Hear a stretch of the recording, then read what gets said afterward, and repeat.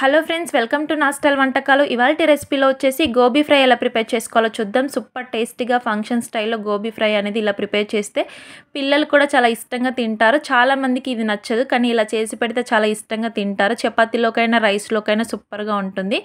ముందుగా హాట్ వాటర్ని బాయిల్ చేసుకొని దాంట్లోకి దీన్ని వేసుకొని ఒక 2 నిమిషాల పాటు ఉంచుకోవాలి. తర్వాత స్టవ్ పై కడాయి పెట్టేసుకొని ఆయిల్ వేసుకొని కొంచెం జీలకర్ర, ఆవాలు, పచ్చిమిర్చి, ఉల్లిపాయ ముక్కలు యాడ్ చేసుకొని పచ్చివాసన పోయేంత వరకు బాగా వేయించేసుకోవాలి.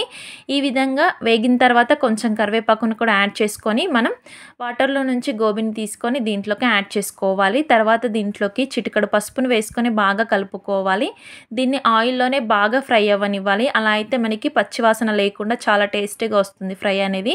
ఇలా మొత్తం కలుపుకున్న తర్వాత ఇప్పుడు దీంట్లోకి సాల్ట్ని యాడ్ చేసుకోవాలి. టేస్ట్కి తగ్గట్టు సాల్ట్ వేసుకున్న తర్వాత మళ్ళీ ఒకసారి కలిపేసుకొని ఇప్పుడు దీంట్లోకి కారం యాడ్ చేసుకోవాలి. ఒక 2 టీ స్పూన్స్ వరకు కారం వేసుకోవాలి. తర్వాత 1 టీ స్పూన్ ధనియా పౌడర్ వేసుకోవాలి. తర్వాత కొంచెం కొత్తిమీరని యాడ్ చేసుకోవాలి. ఇలా అన్నీ వేసేసుకొని బాగా కలుపుకుంటూ దీన్ని వేయించేసుకోవాలి.